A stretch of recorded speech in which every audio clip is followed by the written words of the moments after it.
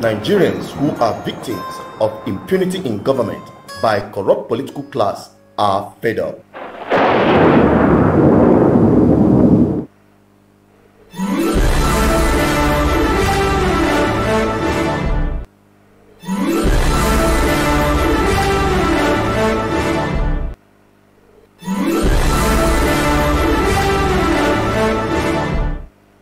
This is BBI Channel 1. You're welcome back again on Political Review. I'm Asuchino Peters, your host. Tonight we're going to be reviewing the plot to disqualify Peter Obi. And let us quickly go and get a briefing on the intro with respect to our topic tonight as it is happening from the news desk of Arise Television. I'll be right back shortly after that.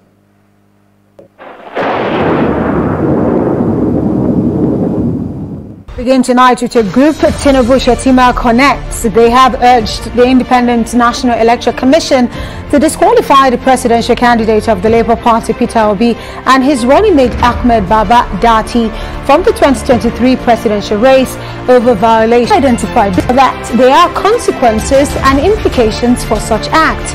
The group has also vowed to begin a legal action to prevent the Labour Party from participating in the 2023 presidential election for engaging in activities that contravenes the Electoral Act.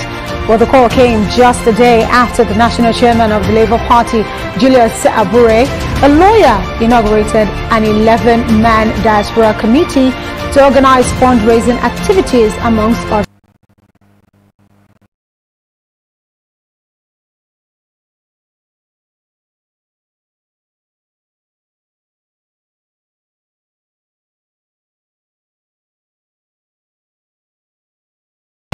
Events.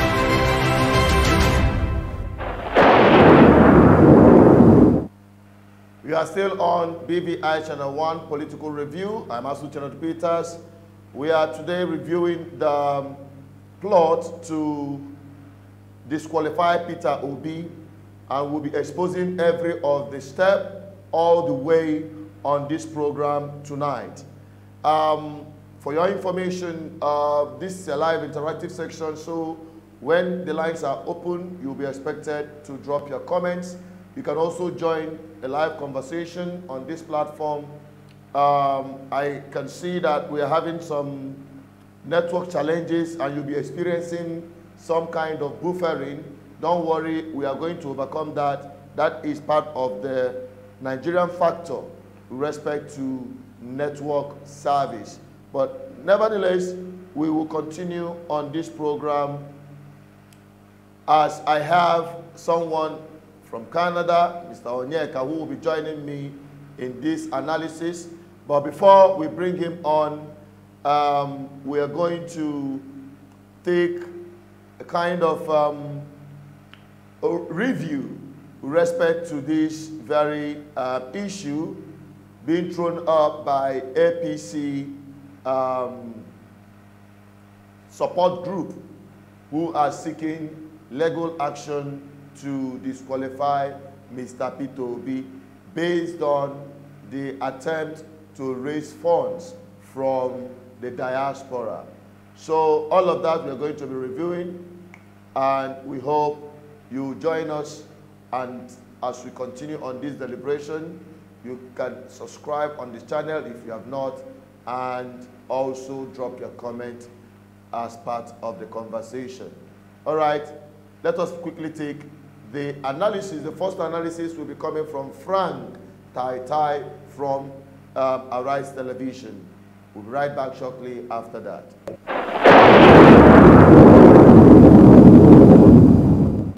We have in the studio Rise News analyst Frank Tete to help us discuss this issue and really get a better perspective of what the Constitution says and who is right and who is wrong here. Frank Tete, thank you so much for being here.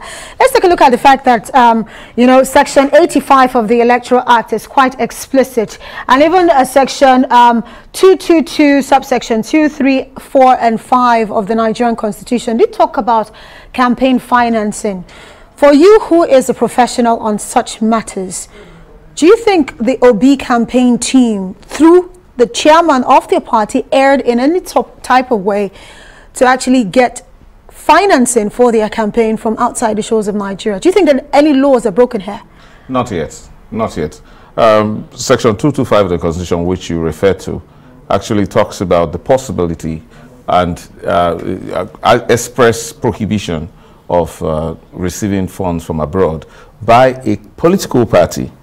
And it is the Electoral Act in Section 85 that extends it to the candidate, though the candidate can also be held liable or culpable by the Constitution. But in the case of Labour Party, it has not yet committed any offense, because the provision of the Constitution is that such monies received by a political party from abroad should be remitted to the Independent National Electoral Commission within 21 days. So there is an expectation that money donations, contributions could actually come from abroad to any political party or any candidate. But what happens are no more fashionable. One major ways superpower countries engage in regime change is through, influencing, interfering in elections of other countries. In this case, a country like Nigeria without much, stable structures. So it's very clear that receiving funds from abroad is capable of destabilizing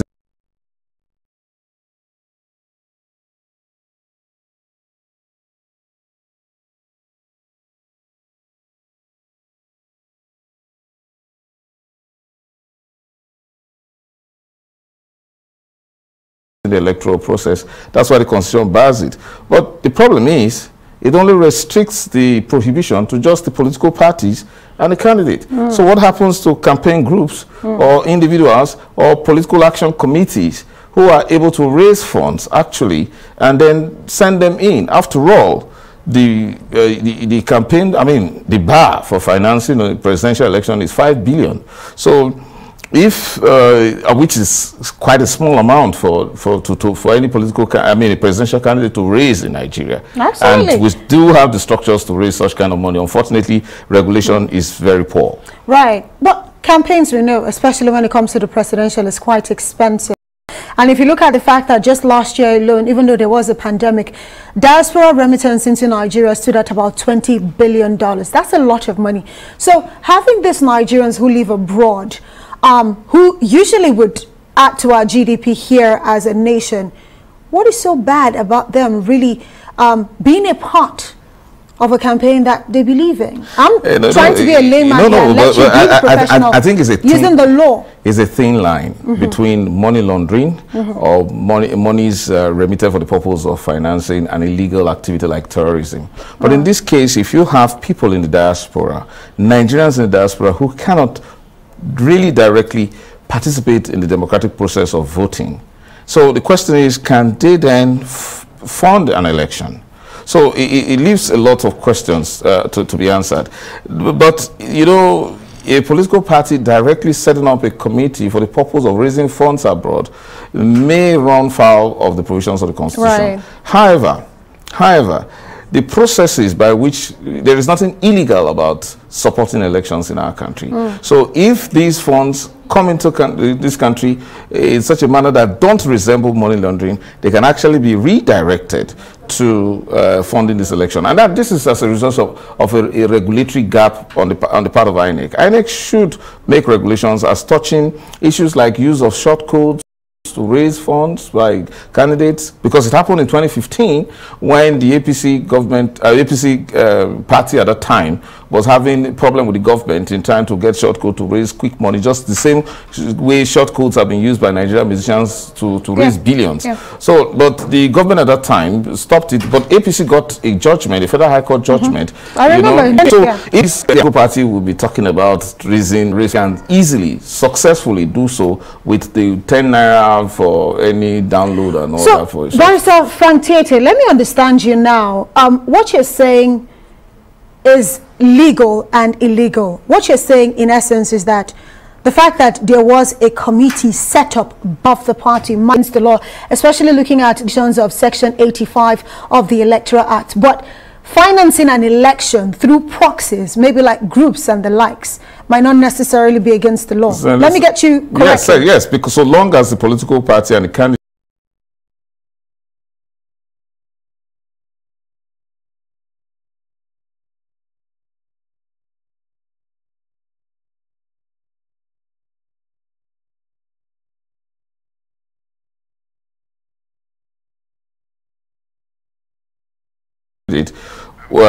carry out what we call full disclosure to INEC. There is a provision under the Electoral Act, particularly Section 90, that requires full disclosure of all funds that are received by the political parties or candidates.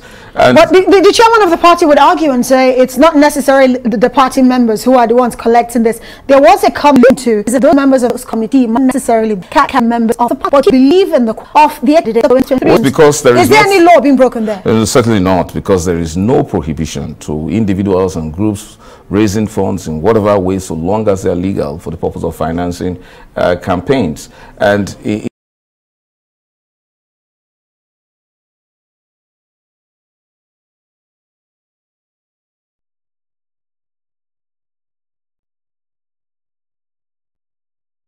so long again that the monies that they raise and expend do not exceed the ceiling of 5 billion. So there appears to be a gap when it limits it to political parties and candidates. So expectedly, as we have in other clients where we borrow democracy from, there should be regulation as to the limits a political action committee can, funds that it can raise. There's a limit to which an individual can contribute. But what we have in Section 90 of the Electoral Act is that an individual can actually make a donation of up to 50 million so long as the party raises, satisfies itself of the source of that particular amount of money. So until we get to a stricter regulatory environment which can now dictate whether individuals or that can receive money from abroad and subsequently contribute them to political parties, that situation is prohibited, which is not the case here. There is nothing wrong. Again, it's not enough that the political parties set up, particularly in this case, Labour Party set up a committee for that purpose. It hasn't yet solicited funds. It perhaps could be for some other extraneous reasons why it set up that, probably set up that committee to raise the consciousness of Nigerians to bring money. But clearly, if we have our regulatory environments right, and we have, rules as to crowdfunding within this country, a political party of the pedigree of Labour Party can easily raise 5 billion. The question is, it could even raise more than 5 billion, but we have a very poor monitoring environment, especially by INEC, as to how these funds are raised and how they are expended. Right. But at the end of the day, the Labour Party really focusing on them per se, because this might be a precedent leading into other campaigns and the rest. The fact that we're even seeing some call for the disqualification of their candidate makes us actually say, okay, what exactly is the law saying? Let's not forget, at the end of the day, $150,000 is the target for 50 million. 150 million is the target here. So if you put that side by side, if you multiply what the exchange, put that side by side, INEC's cap of 5 billion. So I ask you again, the same question I asked you earlier. Do you think any laws have been broken here? Not yet, I said. There's this very strong possibility that laws could be broken if action, yes, if the action, because of course you commit an offense not only with intention but with a direct action that coincides with the intention. That hasn't happened yet. And the consequences, and if eventually those laws are broken, disqualification of the candidate? No, the law is clear. It's not disqualification. But that's what some well, that could just be overly. It's not necessary. The laws are clear. Section 85 stipulates the punishment for it, which is 1 million and 500,000 and then possible jail term or both. Right.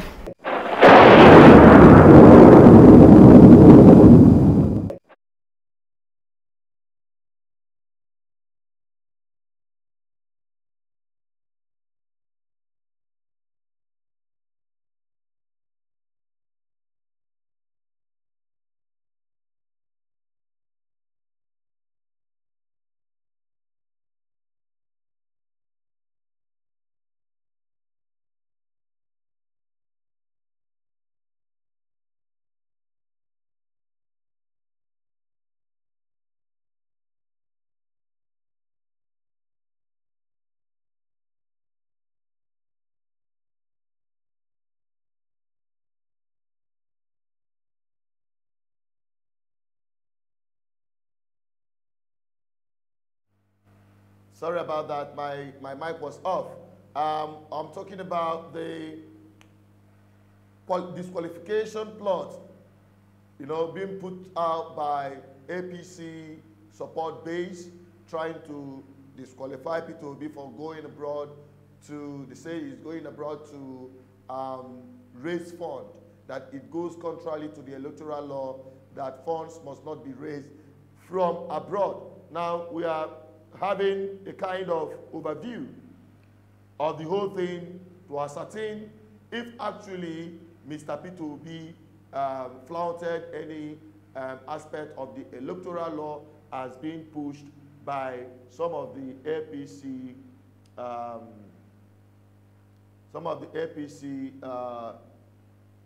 support base. So that's what we are going to be talking about. And I have my brother who is already here in the studio. I'm about to bring him on. Hello, my brother. You're welcome to the show. Can you unmute yourself? Unmute yourself. Unmute yourself, please.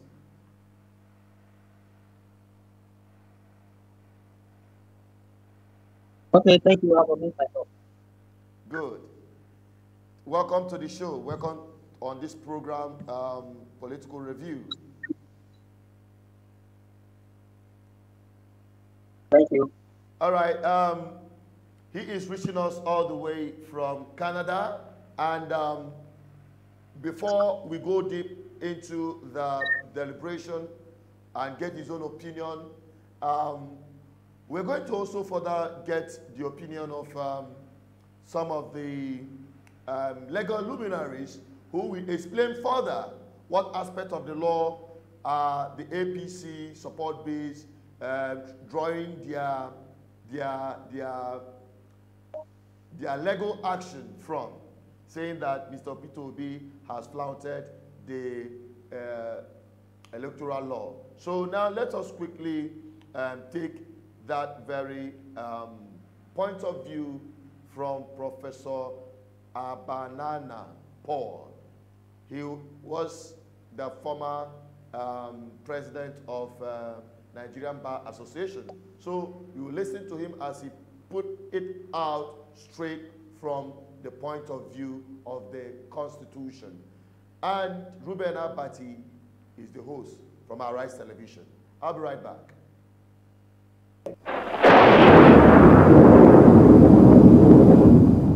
Founder of the Center for Values in Leadership and one of the leaders of the Labour Party, Professor Patu Tome, yesterday revealed that the crowdfunding portals Nigerians in the diaspora plan to launch for the presidential candidate of the Labour Party, Mr. Peter Obi, will be unveiled next week.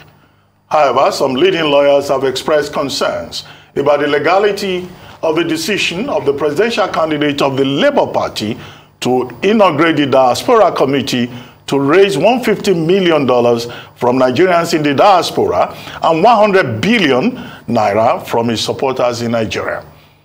While some senior advocates of Nigeria argued that the law prohibits the Labour Party from retaining any contributions made for its election expenses from the diaspora, former president of the Nigerian Bar Association, NBA, Chief Joseph Daudu, did not foresee much constitutional logjam with the issue. Daudu observed that the only law that affects any donor or contributor is the one that limits the amount a candidate can raise for an election, in this case, which is the office of the president.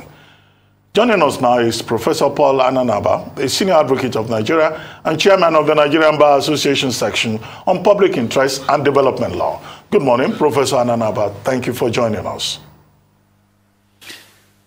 Good morning, Dr. Abati.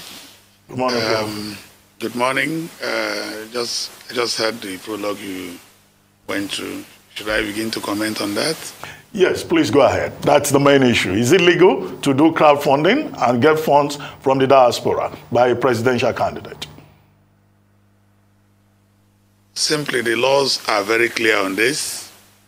The political party, Labour Party in this instance, or even any political party for that matter, can not raise funds from outside Nigeria. If they do, they cannot retain such funds.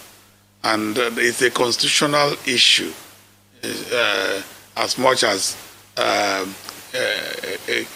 crime within the Electoral Act, Section 85. Now, let me take the constitutional part of it, Section 225, 2.3, A and B. It's very clear that the political party cannot raise funds outside Nigeria or retain funds or accept funds. If they do, they must, within 21 days, turn those funds over to INEC. And any contravention of that provision is a criminal offense. And I'm happy that we are now talking about election offenses commission and all that, so that these laws over time have been lying waste, that they've not been activated. That's why impunity system has been used for some. I think that irrespective of the good intentions or whatever people will have to support political parties in Nigeria, particularly Nigerians abroad, they cannot do that from abroad. They can only come into Nigeria. The Electoral Act Section 85, 86, 87, 88, 89, and 90 deals with election financing. And the effect is that it's an offense under the Electoral Act to contribute more than 50 million naira.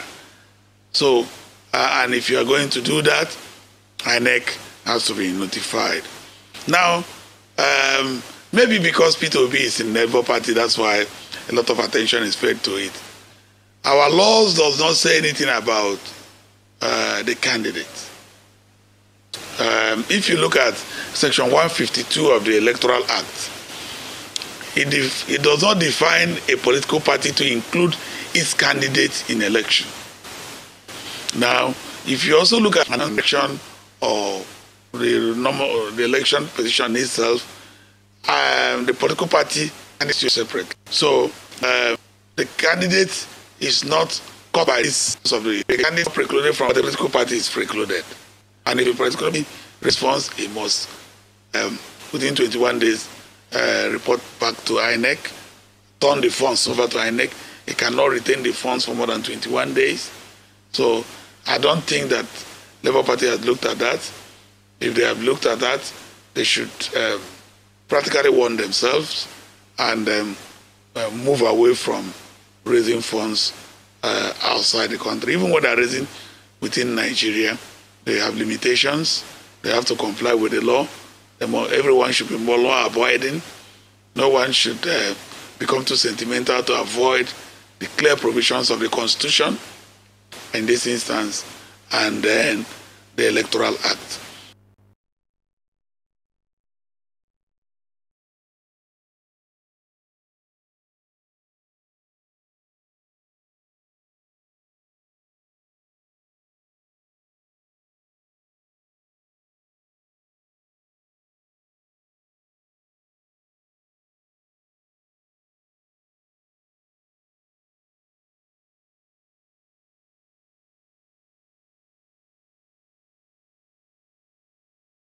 Now, INEC has a duty to also regulate election expenses, and the political parties have duties to make returns to INEC as to how funds they raise, the expenses they make, and the Electoral Act is so clear that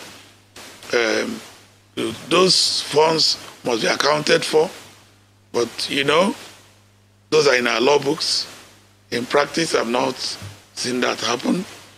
INEC also has a duty to make returns as to its inspection and regulation of monitoring of finances of political parties to the National Assembly. I'm not sure that has been done, but in 2023, I think Nigerians will look forward to all these provisions of the Constitution and the Electoral Act being complied with. It's a no-no for any political party to go to raise funds from outside the Federal Republic of Nigeria. Thank you, Prof, which is, I imagine, why Section 86, which mandates political parties to submit annually their full statements of accounts to INEC, gives a provision for 6 months imprisonment for a political party official rather than individual candidates, just to buttress what you said. But I have two questions for you. I'll start off with Labour Party's position that this clamor arose from the diaspora, that there are individuals in the diaspora who want to support the candidature of their presidential candidate, Peter Obi. So is there any legal way that that can be done, bearing in mind what we've just discussed? That's my first question. My second question is that there have been calls for disqualification of Peter Obi from the presidential elections, from the Tinubu-Shetima group, that support group has called for their disqualification. Are there grounds for disqualification at this time? Well, I don't speak for INEC or for the courts. I don't also speak for the political group that are calling for disqualification. We're in a democracy. The call is not a problem. They can make calls for disqualification of any candidate, but speaking clearly, and analysis, I have stated clearly that Section 225A that came in from the 4th alteration and 225 itself of the Constitution does not talk about the candidates, so there's no basis to disqualify any candidates. It talks about the political party raising funds from outside the country. Like I said, the candidate is not barred in any way from raising funds from outside Nigeria, but the political party is. Okay? That's what the Constitution says, and that's what the Electoral Act says. No mention is made of the candidate. You can read Section 85, 86, 87, 88, 89, and 90. Now, where the regulations that are seen in respect of the candidate comes into how much they can spend for elections, how much the president cannot spend more than 5 billion, and all that. The governor cannot spend, governorship candidate cannot spend more than 2 billion. That's what the law says. We shouldn't go beyond the law. And talking about bringing in a disqualification on that ground for a candidate when the law does not say so, I don't think it is correct. If we are not satisfied with the law, we should do what is needful, take steps to ensure that there's an amendment of the law. The Electoral Act is just fresh. Section 152, like I stated, does not define a candidate to include a political party. And it does not define a political party to include this candidate. So that is the position of the law as we speak. So if a call can be made, but it won't go beyond that call, because it is not backed up by law, in my opinion. The law is very clear. The party cannot, but the candidate is not precluded. Yeah, that is it. You're welcome back again. We are still on Political Review. What you just heard is the analysis coming from a legal luminary, Professor Paul Abanana, the former president of Nigerian Bar Association. Okay, and I still have my brother there with me, who is joining me from Canada to analyze this very situation, because just recently, Mr. Peter Obi was on a tour around the world, you know, making speeches, meeting Nigerian people in diaspora, from UK to Italy, from Italy to Canada, from Canada to, I think, he went to Germany as well, and to US, where he is at the moment, and this dust is being raised. So I have a brother who is based in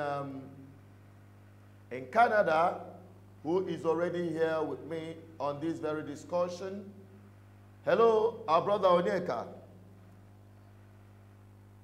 You can unmute yourself. I am here. I can hear you. Good. Yeah, I can hear you. Good morning from here. Okay.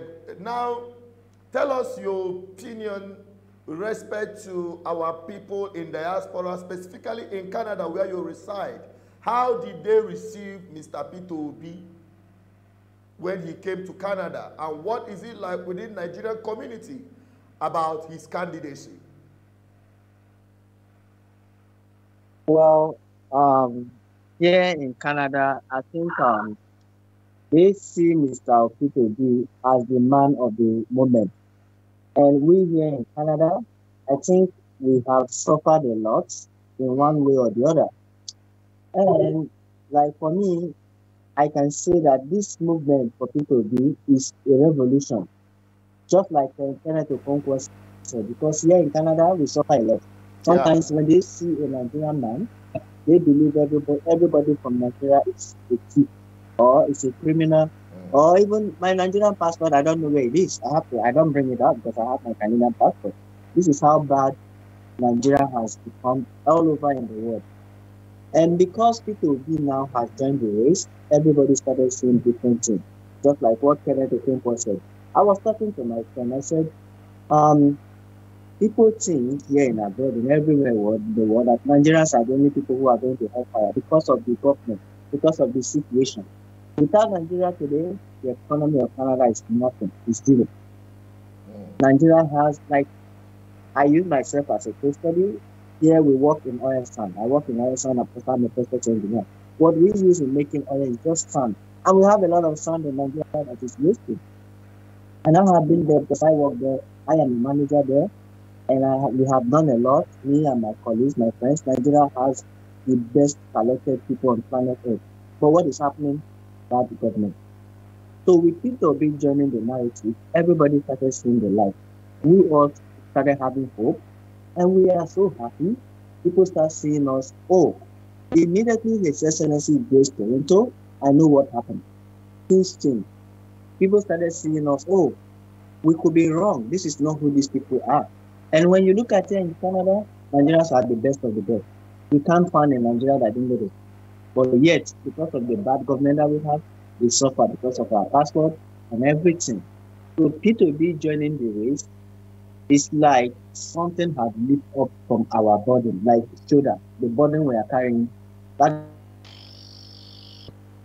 So we are so happy, and we in diaspora, we will do everything possible within our own capacity to make sure on 2023 we have Mr. Peter Obi there in that office, so that things will be changing and things will be turning around for good.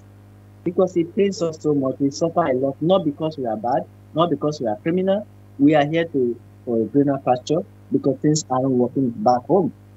But we suffer because we've given all the names that even we can't give an individual name, just because of our government.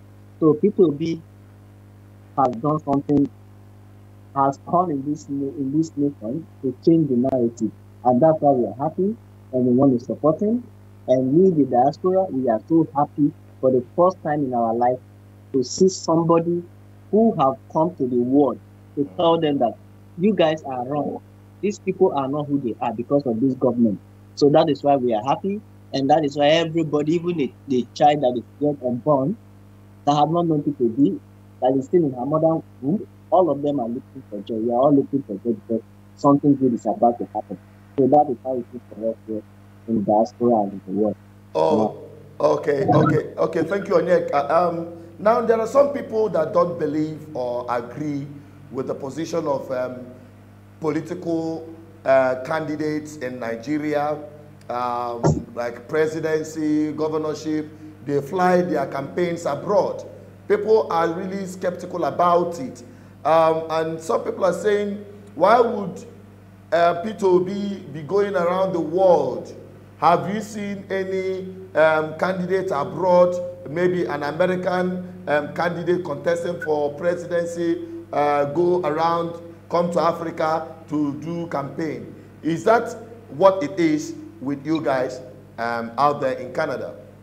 What's your perception? What's your perspective about that? Well, there's this thing that said, when the righteous is on the sea, my people rejoice. We have had them over the years telling us, because if you know what to do, you will do it right. Because these people, they don't know what to do, and because their hand is filled with so many things. For instance, I don't want to mention names because I feel people insulting everybody. Like, I don't want to mention names, but some of these people who are coming out with Mr. PKB, they don't know what to say. They cannot even tell us anything that will make us feel happy.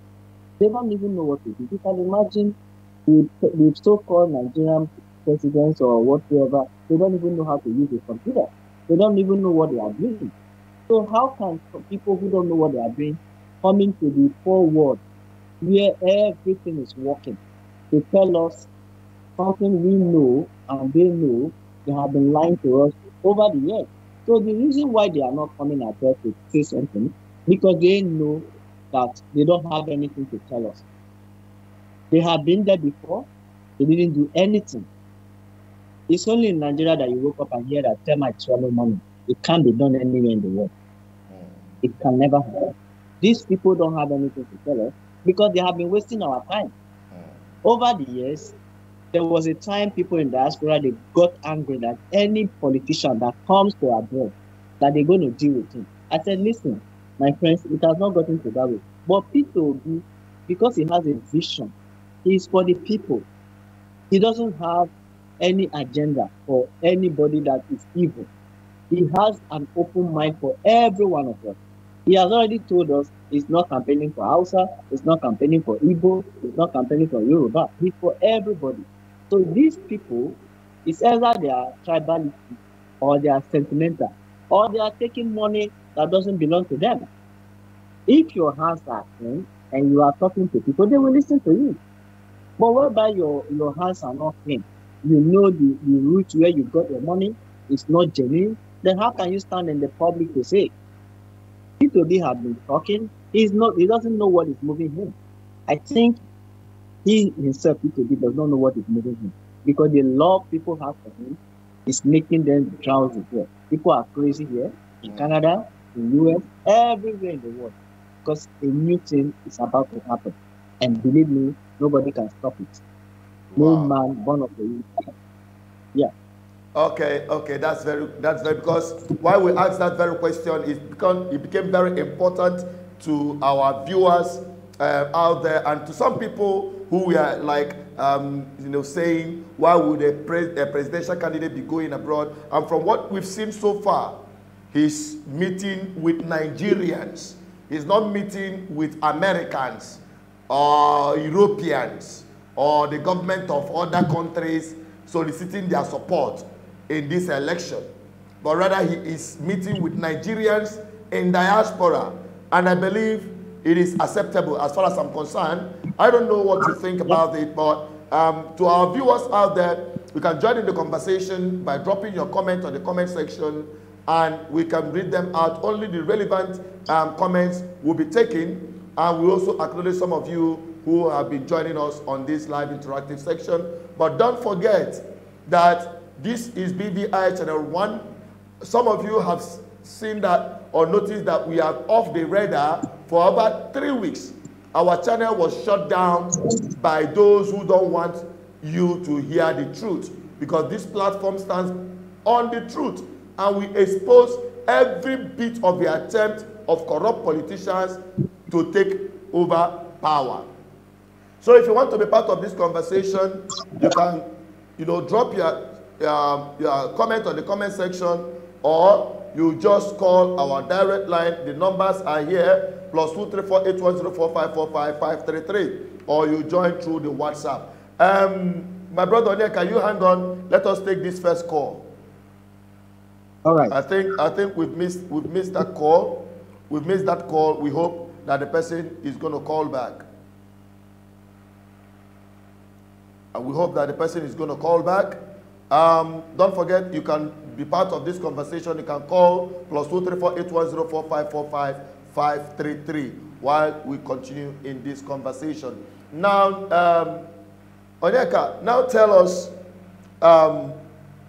the momentum and the support base of P2B in diaspora, especially where you are in Canada.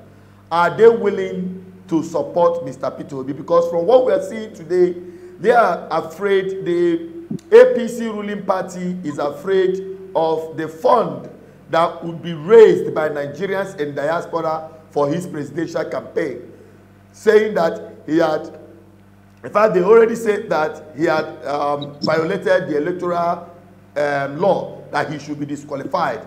Do you think that the support base of P2B in diaspora can actually push or contribute immensely towards this presidential movement by the people? Because this is the people contesting for the presidency under P2B. Well, in my own contribution, first and foremost, P2B has been he has lived in abroad before, and he knows how things work. These people who are speaking against P2B, they are afraid because I live in Calgary, and I said, no, I have to go to Toronto to meet P2B, and I went there.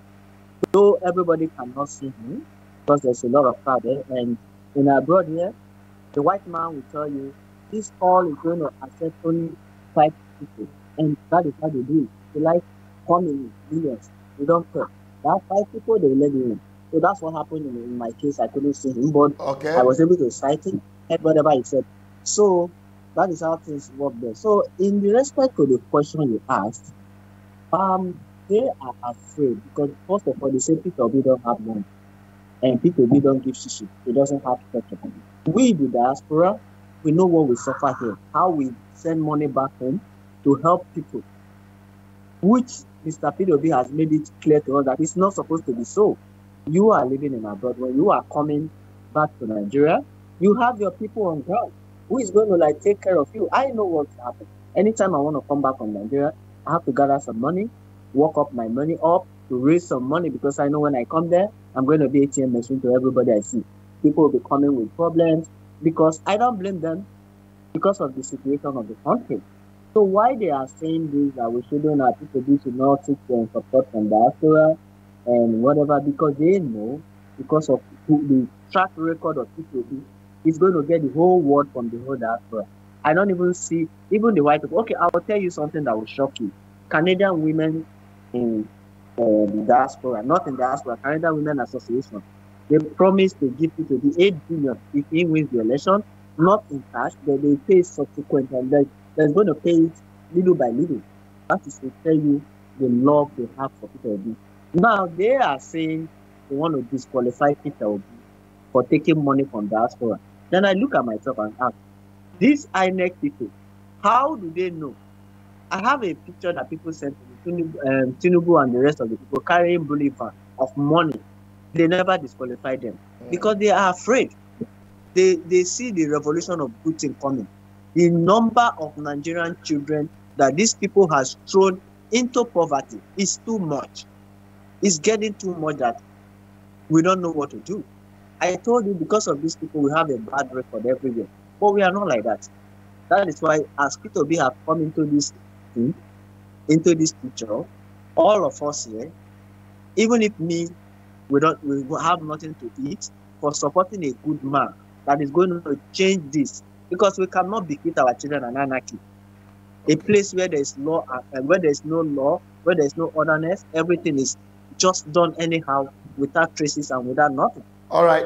We don't want that. Onyeka, you hang on there. Let us take the first caller from Germany on this program. Hello, the caller from Germany. Your name? We already know you're calling from Germany. Your name, please. Hello. Mazi Chedu Asozo. My name is Ike. Your name is? Ike. Okay. So what are you? What is your contribution program on the topic we are discussing tonight? Yes, thank you very much. I heard you over saying some people are complaining about why is P2B going to diaspora to campaign. Whether the Trump or the European, do they come to Nigeria to campaign? Then I want to ask, that person is asking that question. How many Europeans do we have in Africa? Two, don't you know that Nigeria now, as it stands now, is almost bankrupt? We, the diasporans, can bring Nigeria back after, by grace of God, if P2B wins. We can, when we are being charged, let's say every one of us pays 50 euros. Do you know how much that will be? It will bring Nigerian economy up. So I support P2B for coming to diaspora to talk with us, so that he can carry us all along with. So that's what I want to contribute today. He has not done anything wrong. Thank you very much. Thank you so much, my brother. Thank you for calling. Thank you for calling. You can join this conversation by calling +234 810 4545 533. Onyeka, the caller from Germany has just said that there is nothing wrong, and honestly, there is nothing wrong in P2B coming to Europe or in the diaspora to meet Nigerian people, especially those who have run away, who have escaped Nigerian horrific hell of a country because of bad governance. So going to meet them, meet Nigerians there is not out of line. And also talking about Europeans, how many Europeans live in Nigeria? How many Europeans have their communities in this country or in Africa? As much as we have Africans in diaspora. So there is no, it doesn't make sense when some APC apologists or PDP support base trying to throw up this sentiment. Now talking about the other issues. Fine, let us also take another call before we go into that. Let us quickly take another caller. I think we missed that call. Please keep trying, keep trying, keep trying. The lines are busy. We'll try to take as many calls as we can. Hello? Hello. Yeah, good evening. Quickly, your name and where you're calling from. Quickly, and where your name and where you're calling from. My name is Casey. I'm calling from Nigeria, Ogun State. Where in Nigeria are you calling from? Ogun State. Ogun State. Yes. Oh, that's wonderful. First of all, can you give us an update, heads up on what happened in Ogun State yesterday or over the weekend with respect to the Obedient Movement march? Give us an overview. What do you think?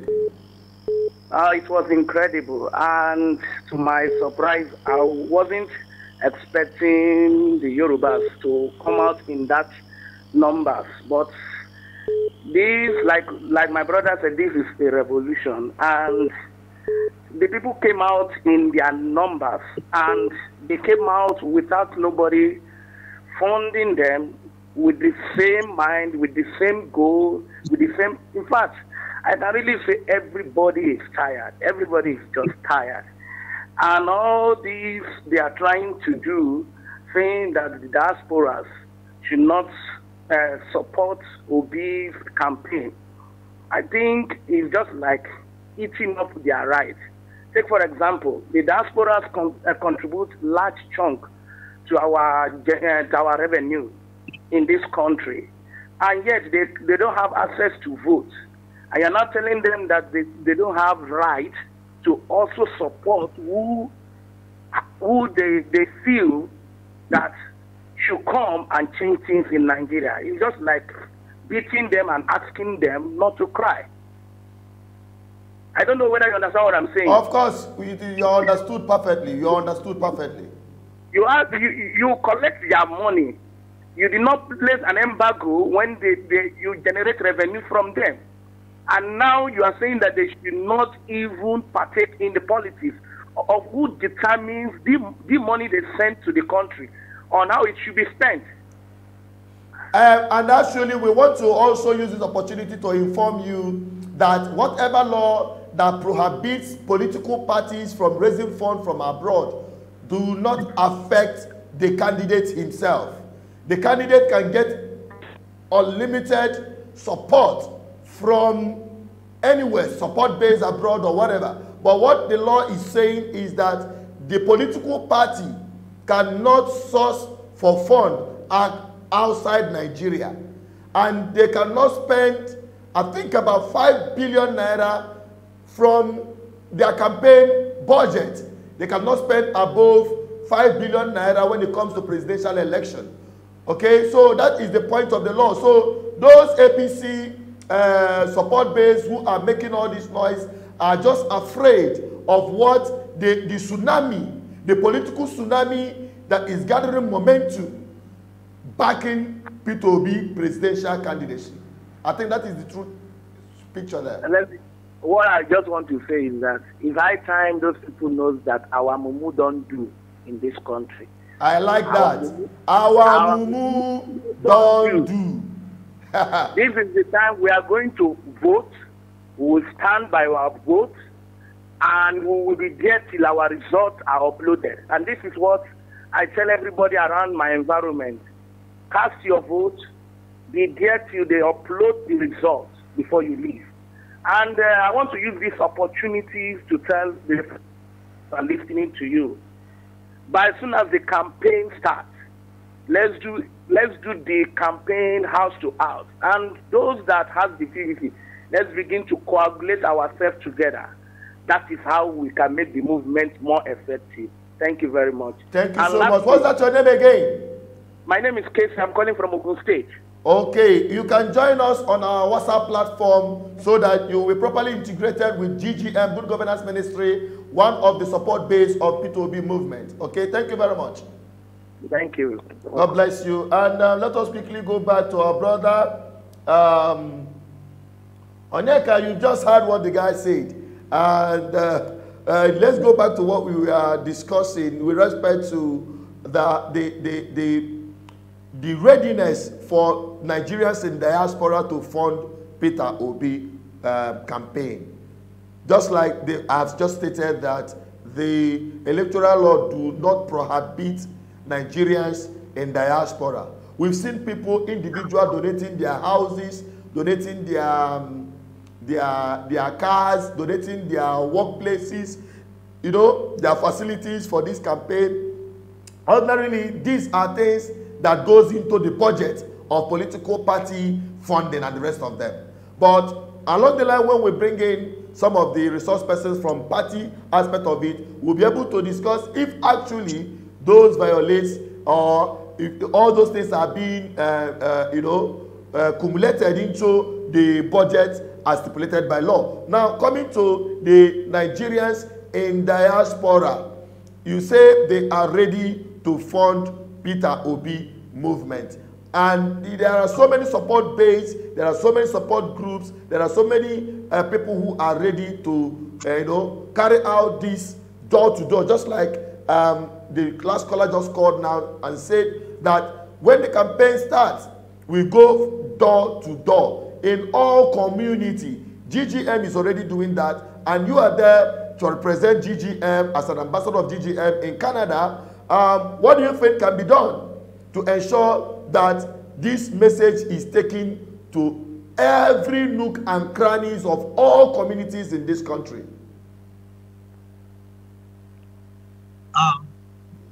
I think that is why the essence of this diaspora is highly, highly commended. Yeah. Because we need them funds to carry out this sanitization exercise. And when people came to Toronto, he wept. He saw what Nigerians are doing. He saw how they are quitting jobs. He saw the intellectual. He started crying there. Secretly, with part of the talk, they shed tears. They see what these people are doing. So in terms of going for house-to-house sanitization, that is very, very, very important. And we here in diaspora, we are going to support massively. We have made up our mind that whatever Peter Obi needs, money should not be issued. I know the reason why this government, they are crying, because they thought it's business as usual, but it's not. Whatever money they have, they should know that diaspora contribute to the highest money in the Nigerian economy. So going to house sanitization is very, very important. since we have our brothers and sisters there, and they might need funds, that is why some of us in Canada, there's a guy who made a plea to Peter Obi that he's going to develop the application they are going to use for free. And Peter was like, so you can do this. He said, yes, that's what you have been doing here. He said he's going to develop it and launch it so that we can be putting money for Peter Obi. We heard everything that INEC and all these political parties said loud and clear. We are not donating to Labour Party, we are donating to Peter Obi himself. Since the law does not prevent us to give him the money, then we will give him the money directly. But where I'm having problem with them, trying to restrict how much he's going to spend. All these are political agendas trying to cause confusion because nobody have tracked them in the past. But when they see that there is a power coming from Peter Obi, even Peter Obi does not even know the power and the grace of God that is even following him. That is why these people begin to have these agendas to see how they could cause confusion. Yeah. But whatever is written is written. We move and we must support Peter Obi categorically. Everything it takes, both giving money. Even here in Canada, we are going from house to house to sanitize people too. In the church, I've already started mine. So we are going to make sure everything, both human and man, to make sure a good man comes and sits in that position to wipe away corruption, because we don't like corruption. It's bad. It's a disease. We don't like it. So everything we are going to do in diaspora is to contribute massively. That will aid people back home to have fun, to do this exercise very well. That is what we are going to do. Okay, now for those of you who are watching, let us quickly take some of the opinion coming from the comment section. Let us quickly take that and acknowledge some of you who are watching. And in case you've not subscribed on this channel, please do subscribe. This is BVI Channel 1. And I also like to inform you that we have our alternative channel, the second channel we set up when this very channel was shut down by enemies of truth.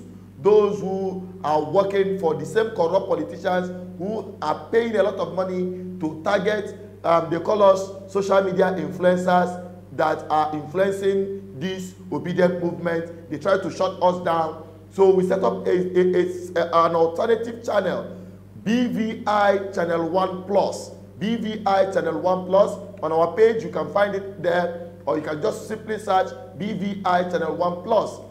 Please subscribe on that platform so that you don't miss a thing, because we are continuing waging that war. They are still sending us different kind of attack to shut us down, but we don't want anyone to be missing out. So that's why it is important, while you are here, you subscribe on that channel, BVI Channel 1 Plus. It is extremely very important. What they did the last 3 weeks that we are shut down completely taught us a great lesson. It was a miracle that we came back. I am not surprised, because no one can shut down the voice of the people. Because the voice of the people is the voice of God. And the truth can never be buried. It must always find its way up. Okay, let us quickly acknowledge some of you who are making your contribution or your submission. Oh, Hillary, thank you for coming in. We acknowledge your comment. Joaquin Mola, thank you for listening. And Neka Akweze, we appreciate you for coming in on board. Chris Ose, let's see if you have a question. Okay, he said, how can they disqualify the most qualified? They just realize it's not business as usual. I agree with you, Chris. That's a very wonderful comment you have there. We have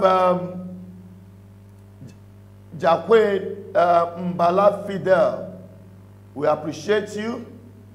And also, he's appreciating you, Onyeka from Canada.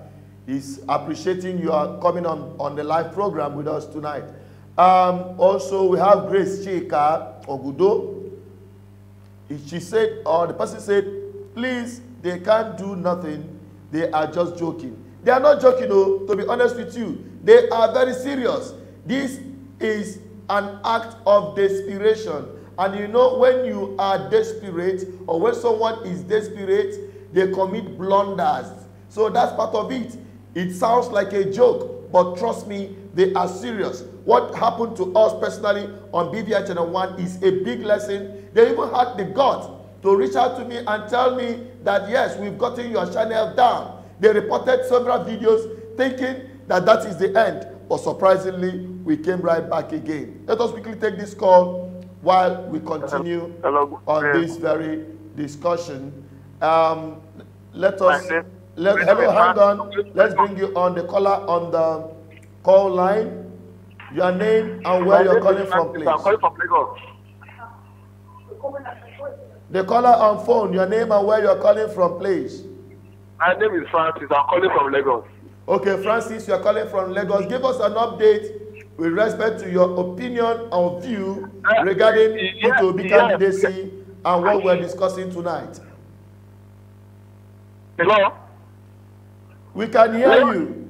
Lagos State is doing great concerning P2B. Even the church itself, the police are radically advised people to be very obedient in whatever they are doing. So, from what I've seen so far, even from Yorubas, they are willing to vote for P2B based on very competent, and because he's very competent, and because he's an honest man and a man that has integrity. These are factors they consider. Some of them who are learned and they have conscience. So thank you. I also want to appreciate the young man from Canada for his great work. Onyeka, he's greeting you. I hope you can hear him. Thank you so much. I appreciate. All right. That is the caller from Lagos. Onyeka, they appreciate you for joining us tonight. We really appreciate you too. Those who are still out there, you can be part of this conversation by calling +234-8104-545-533. Keep calling, keep trying. We have lots of missed calls here because the lines are jam-packed. You can reach us and we will take your own opinion. That is the essence of this program, to give the people a voice. This is our responsibility and our commitment.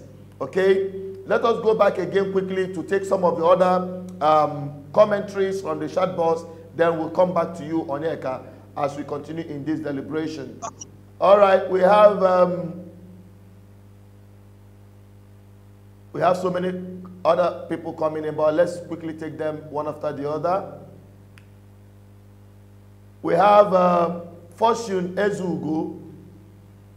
She said, to answer or contribute to this, why do presidents go out to treatment in abroad? That is one thing that we are going to deliberate upon. Onyeka, that's part of the comments coming in from the chat boss. They are asking if the president, the politicians can access medical treatment abroad. Then why can't a presidential candidate seek support from Nigerians living abroad? That is what someone just made a comment right here. We're going to get back to it while we continue. That is from Fortune Ezugo. All right. We have Ziazang. I can't pronounce that name. God is about to fix Nigeria with Obi. Thank you very much for your comment. Austin Cheesy said they are really joking. Of course, they are joking in their own mindset, but they are really serious with what they are doing. All right, greetings from Obedient, Texas. All right, I believe that is coming from Samuel Ohang. Thank you very much. He said, what are the INEC laws towards collecting money from diaspora? Okay, we have already talked about it, but in case you missed that, let me quickly remind our viewers in respect to the question Samuel Ohang asked. The laws, the electoral laws stated that political parties as an institution cannot source for fund for the electoral process in Nigeria. They cannot source for fund abroad to support their elections in Nigeria. That is for the political parties. But when it comes to the candidate itself, the law excluded the candidate from having individual support coming from his support base in diaspora. That is the position of the law. And don't get it twisted, because these are the common the manipulation they will put up to restrict or restrain people from coming forward to support this movement. Okay, we also have different support groups in Nigeria independently doing wonderful works, going down to the communities to sensitize the people, going down to different grassroots level to take this campaign or sensitization to the people door to door. So people in diaspora can as well identify some of these genuine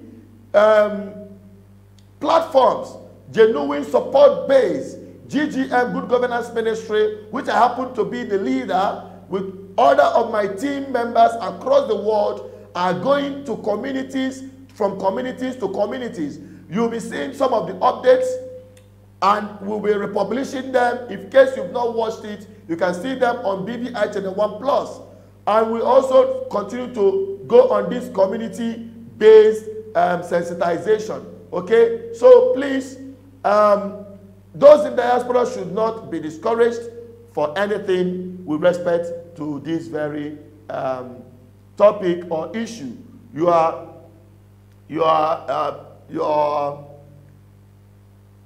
fund is highly needed. Okay, so let me quickly round off with some of the commentaries coming in.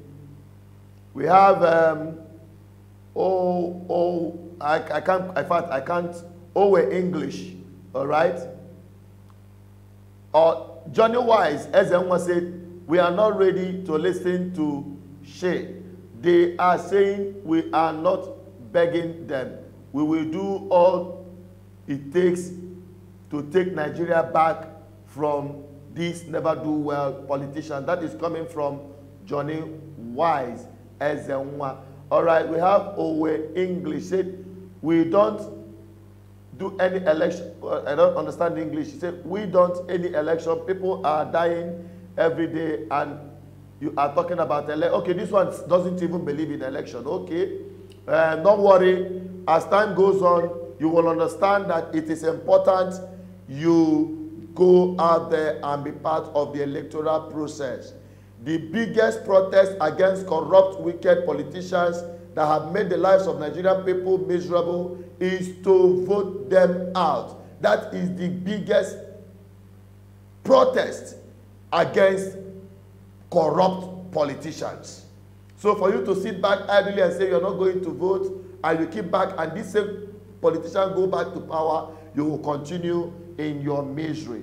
So, Owen, I believe you will get some kind of information that will properly reset your thinking faculty or your perspective with respect to election and protest. Okay, I know you are protesting against bad government, against corrupt politicians, but the best way to do that is to vote them out. Now, we have Samson Imohei. He said, as we are plenty, okay, we acknowledge you, we acknowledge Rosemary Wanna. You say, who can fight God? Nobody can actually fight God, because this movement is a spiritual thing already. And we're going back again to Polosi Pato. He's saying, he asking me, Nigeria happened to you. Yes, Nigeria have happened to everybody. Everybody, every Nigerian, Nigeria has happened to them. And when somebody makes that kind of statement, you will understand. Like my brother in Canada, Oneka, you understand what he's saying. It is Nigeria that happened to every one of us that ran away. I can give you an example what happened to me in October, right? I came from Nigeria, and when I was leaving from Canada, so I came into Nigeria the 4 years. I said, that was 8 years ago. I haven't been to Nigeria, so I said, okay, let me go to Nigeria and see what's going on.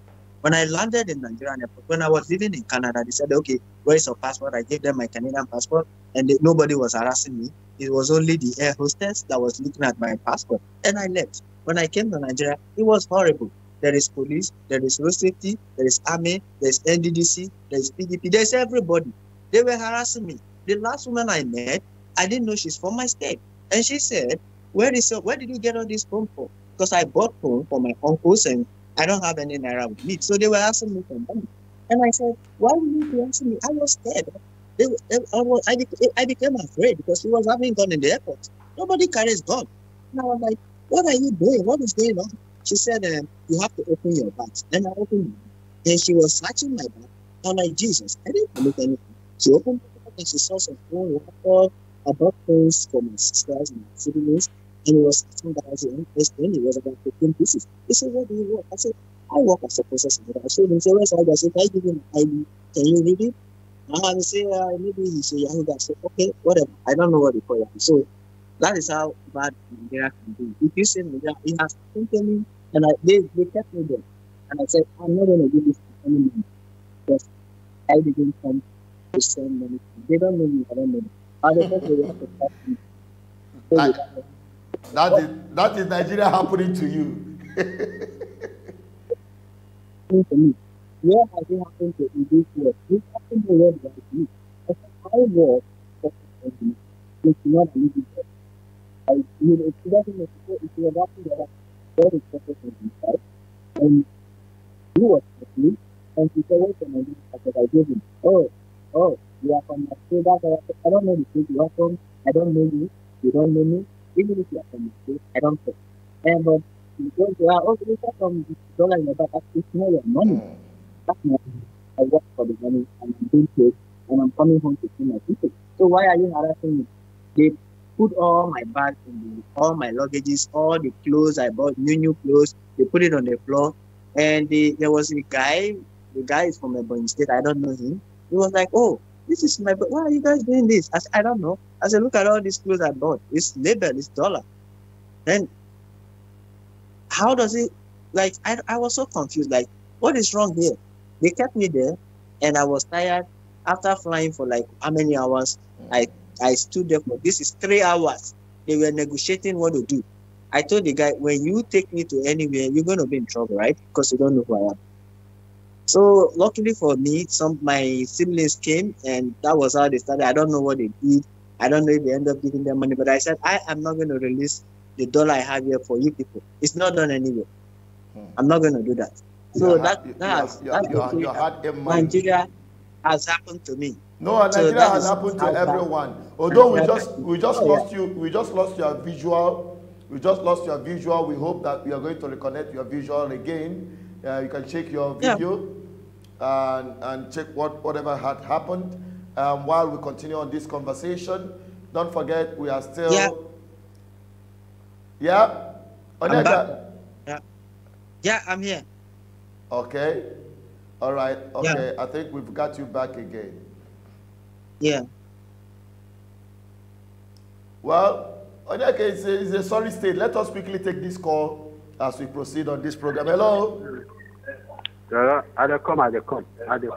Hello. You are live and direct on BVI Channel 1 Political Review. We are talking about the plot to disqualify Peter Obi. What is your take on that? Your name and where you're calling from, please.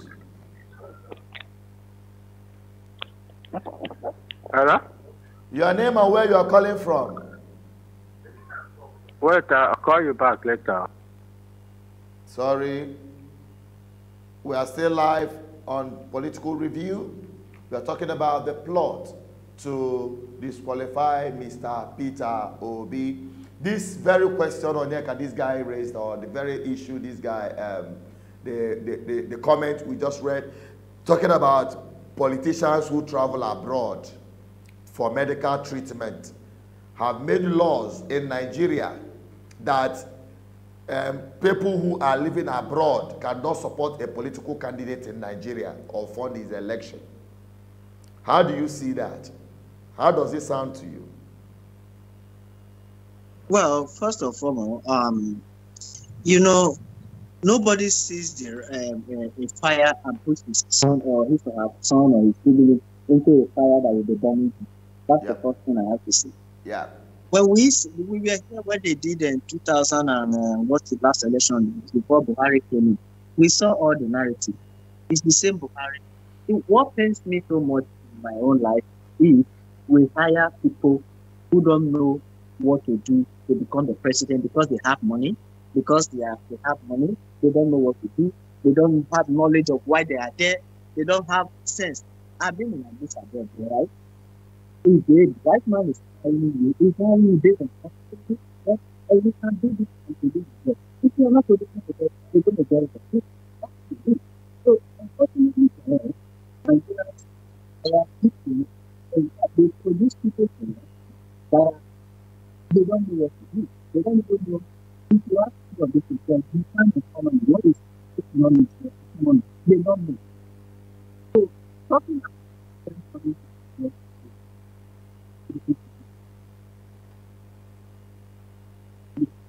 it's the same Nigeria that they are running away from and coming to. Is there anything different about it? Yeah. All the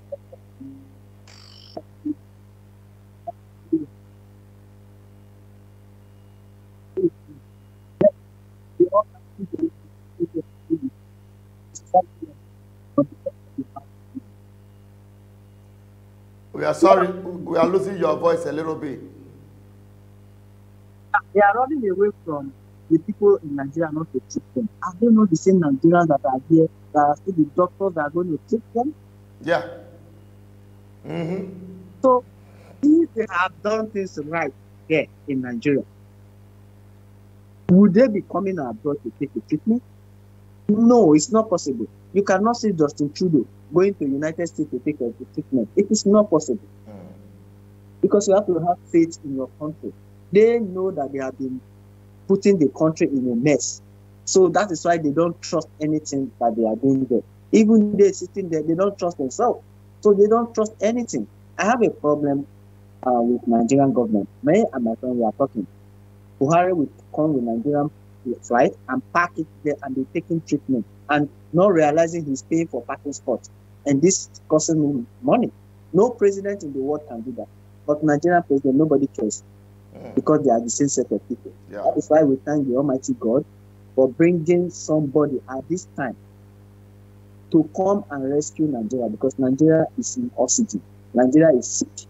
Nigeria is dying, it has collapsed because of bad leader. So that is my own opinion. These people, they don't know. Yeah, Onyeka, as a way of wrapping up on today's program, let us quickly highlight the very last point on this very discussion tonight, talking about the law, the electoral law preventing remittance or preventing support-based funding from diaspora by Nigerians living in diaspora. I'm talking about, okay?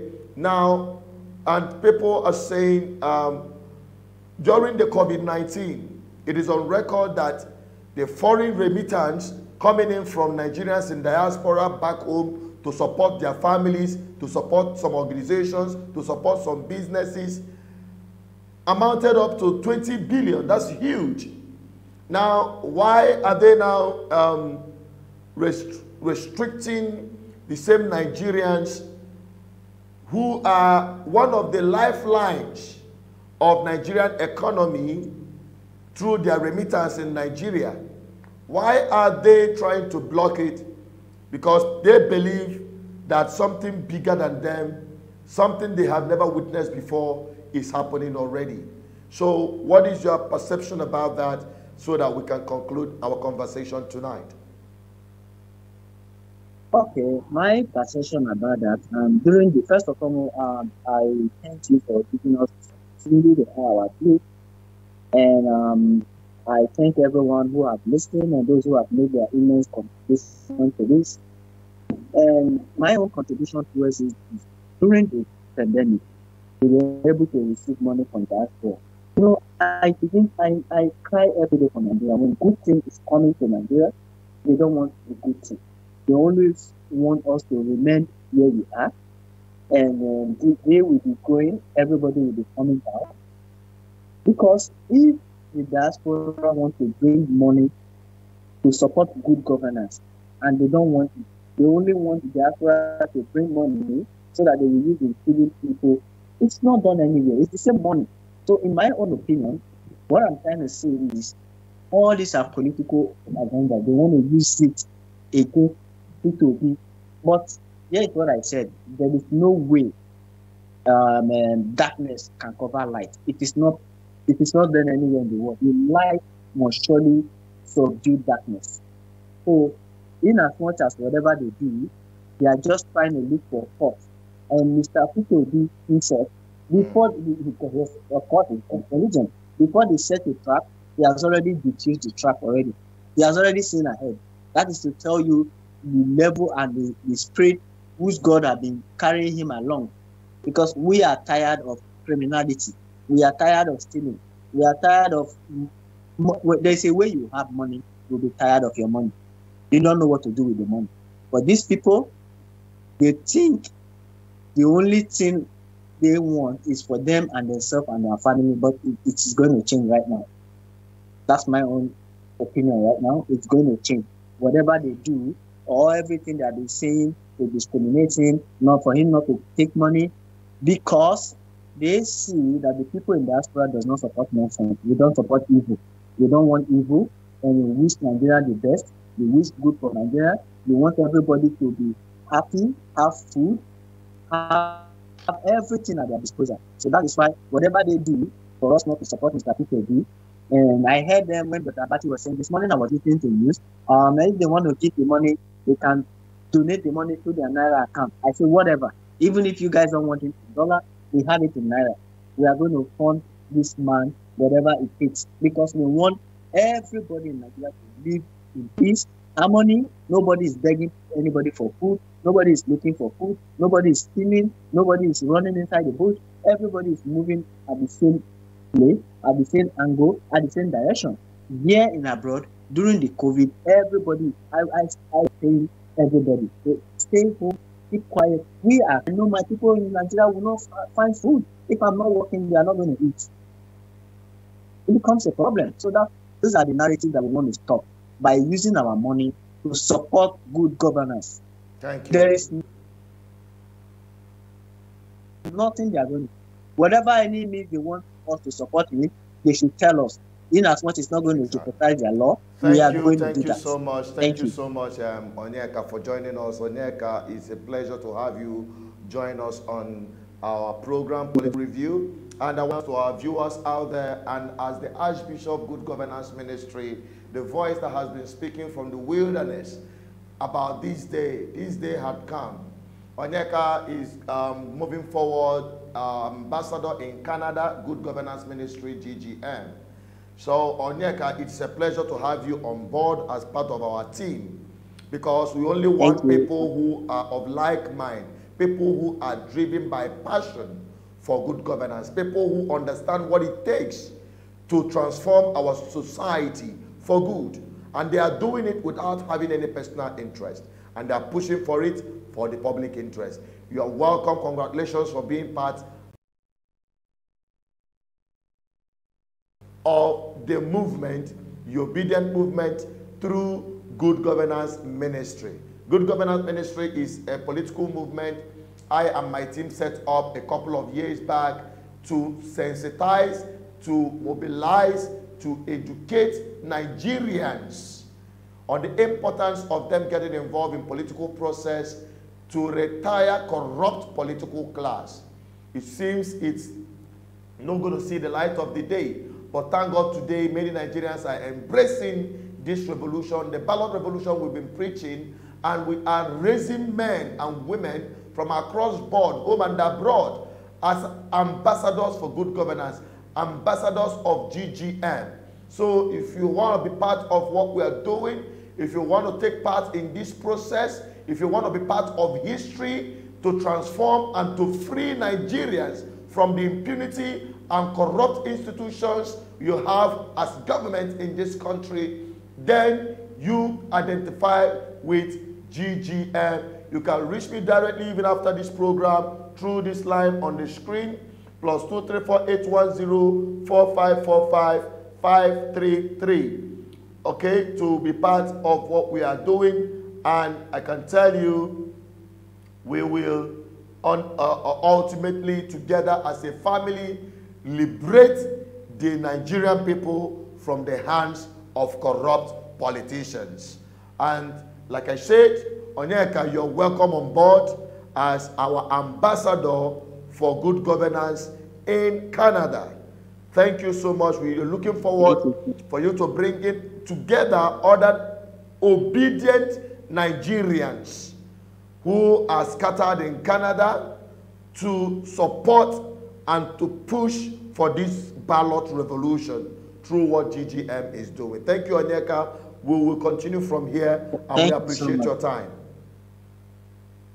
Thank you so much, and my pleasure. I'm going to do all my best, everything possible, man, to make sure we are vindicated from this disease and this corrupt politician, because I pray most of our brothers and sisters that God will give them the grace to move around the world and see how and where and what and how this our politician has destroyed our talent, have destroyed our youth.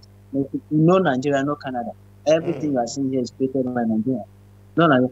As I was telling you, I said, here we have sand in Nigeria. My job is to use sand to make oil. Canada have never drilled. All I do is use sand here to make oil. For the past 15 years I've been here, that's what we do. Sand on the floor.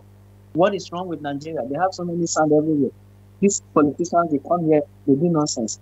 That's what we do. We gather the sand and we pour it out. We coagulate the sand back again, because I do coagulation. Coagulate, we see sand, continuous process. Make kerosene, bitumen, all kind of fuel and everything. We don't drink here. The oil we have. We have never.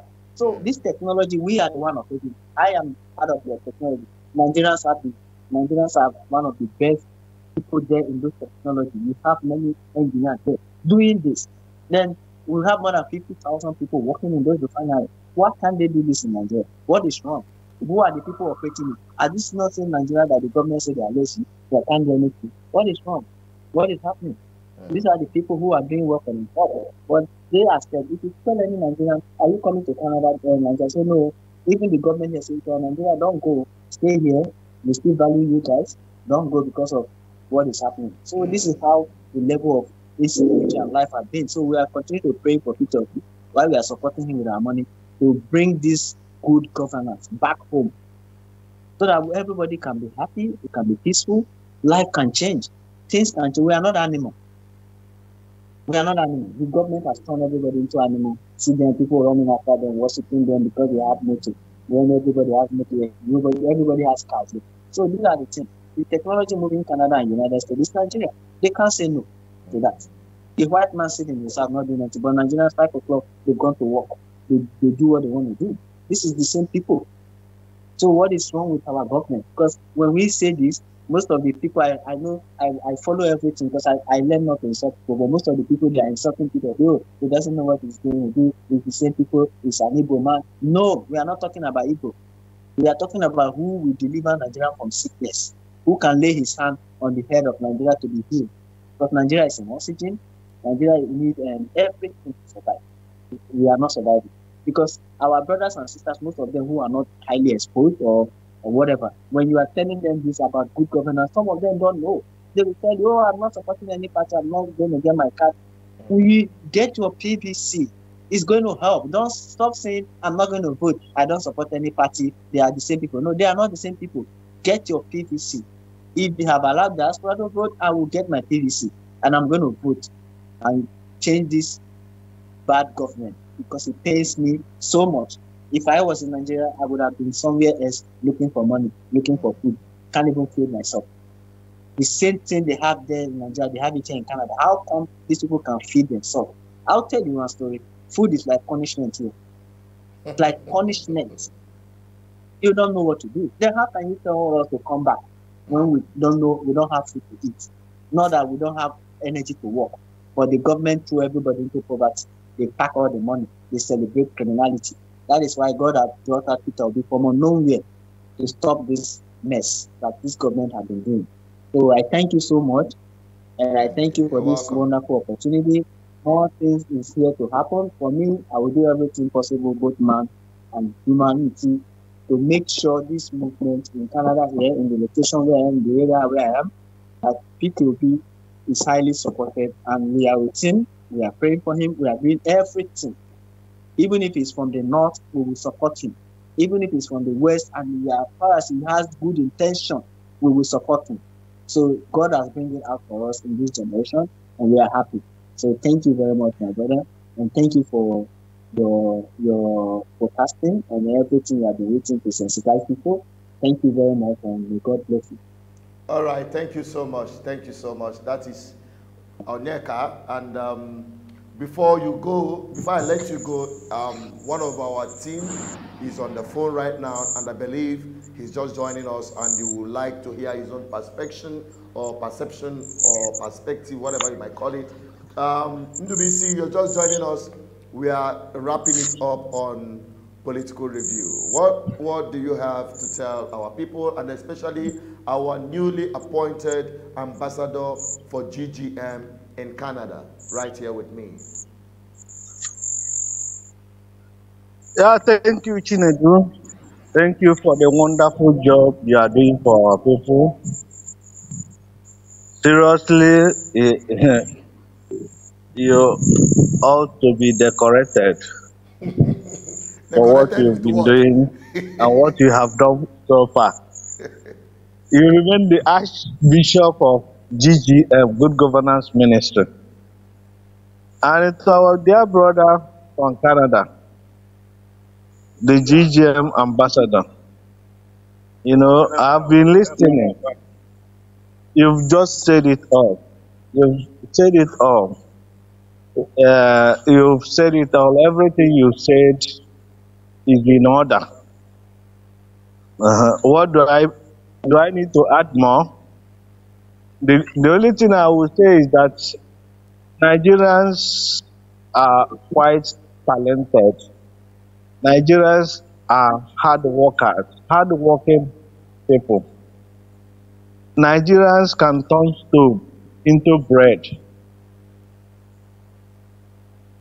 In any economy, in any system where you have Nigerians working, both here in Nigeria, you know, we have a wonderful set of people. We have good weather, we have good environment, we have everything is going for Nigeria. In fact, Nigeria is a blessed land. Nigeria, I mean, because, you know, I do not specifically believe in the entity called Nigeria because of the kind of people we have in government. I'm referring to indigenous people that own Nigeria. Whether you are from the Afghan side or Oduduwa or Arewa, they are wonderful people. It's just the politicians, few people that are painting and presenting Nigeria, making Nigeria to look bad, and just to look bad, just few people, you know. So what I have to say about this position that diaspora is not allowed or permitted to sponsor Labour Party or Peter Obi. The only thing I have to say is that there are so many ways to kill a stubborn rat. There are so many ways. Abugodona, I heard you saying that the electoral law, the provision is only stopping the political party, but does not stop sponsoring or supporting the presidential candidate. Yes, according to that law. The individual is preluded from the whole thing. The individual is not. But again, we have to go back to that electoral law because there is another clause that puts maximum, as in a certain amount of money that you should not, or candidates should not exceed certain amount of money. I think 10 billion naira. We have to go back to that electoral law, review all those processes again, because you know this is new. We have this law a few months ago. It's brand new law. So all these framers of laws, they have something in mind. So I will just advise us to play down on money or sponsoring the kind of money we are raising. You know, some people are loud-mouthed. People will say we are raising 10 billion naira for P2B. Please, we should play down on all those mentioning any as in onye ndị iro gbara okirikiri na-eche ndụ echekwa. You know, APC might be free, PDP might be free. We all in Nigeria and are using dollars, to buy delegates, but nobody will talk. Meanwhile, these guys are monitoring and watching. One wrong step like this, you see law coming after him. So what I'm saying, I'm advising our people, play down on it, do everything on that ground. You know, there are so many ways of killing a stubborn rat. There are so many ways of doing it. So we must not be announcing it. Yeah. That is my own advice, because this law, they are the people holding it. Yeah. They are the people that know. If it is even good that the thing came out now. I heard Labour Party chairman saying that he's setting up a committee to go and raise money. No, a party chairman should not do that. He should not do that. I agree with you. Numisi, I agree. He should not do that. I agree with you completely. I think they should just stay away from this support base and concentrate on the strategies. There are a whole lot of things to do. There are a whole lot of things, setting up offices, Labour Party offices like MWC. You are there. We went to your own community to set up wards. There are so many communities in Nigeria that are yet to have the presence of Labour Party at what level. That is what they should concentrate their energy on for now, and leave the rest for other support groups to do that. I agree with you, NDBC. Yes. So what I'm saying is that, you know, it has been my position. All the political parties in Nigeria are the Labour Party inclusive, APGA inclusive, PDP, all of them are the same thing. Most of those guys are not fighting anybody's interest. I'm telling you, those guys are after their pockets. That they see this like P2B coming into the scene.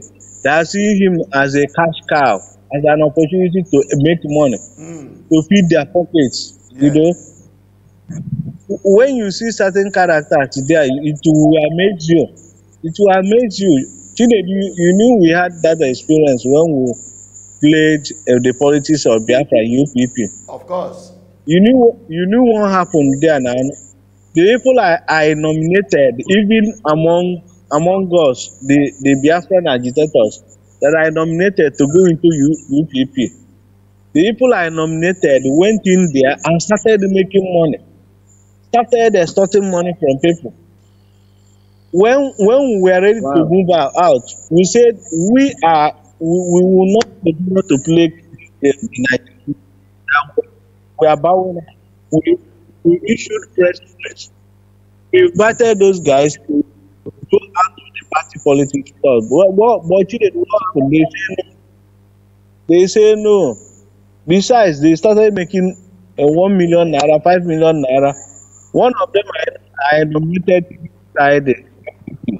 Asked to ensure that I have an opportunity to look his own house.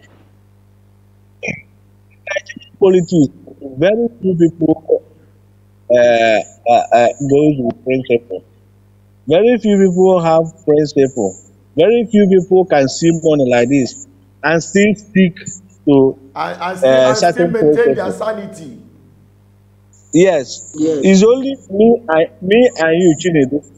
But when you have a movement like this, you know, a movement like this, millions of Nigerians are not benefiting from corruption. They are not benefiting directly from public government patronage, from government contracts, from you know, all sorts of things going on in government. These guys are the people supporting P2B. And there's no way you bribe all of them. It's not possible. Time is too short to bribe all of them. But for this party chairman and party ward, the state chairman, oh God, that is why people have to encourage a support group like GGM. Because a support group like GGM is building their structures to stay in parallel with the political parties. Yeah. To watch and checkmate what they are doing. Exactly. Because if you don't have that checkmate factor there, they will mess up. I'm telling you, no human being. No, of course we had that experience. You said that already. We've had that experience.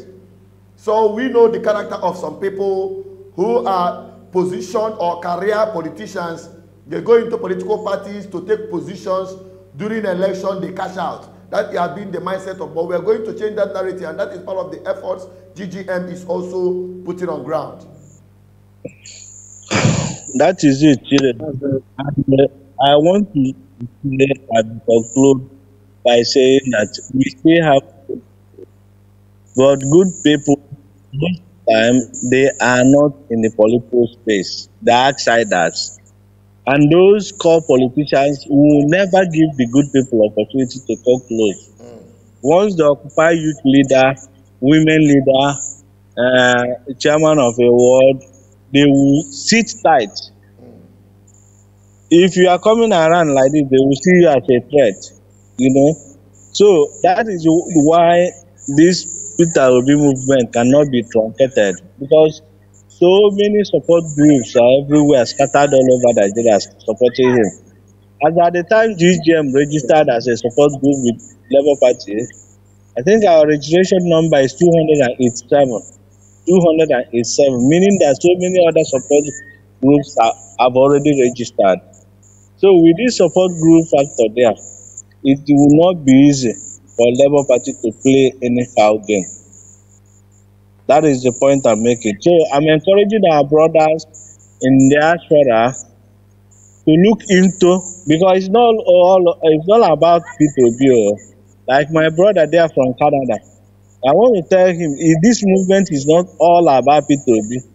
If we cannot look in West and identify certain characters, somebody like Chinedu Asozo, that has been consistent over the years, even without money, making all sacrifice, putting down his life on the line to serve the interests of his people. People should be able to identify him.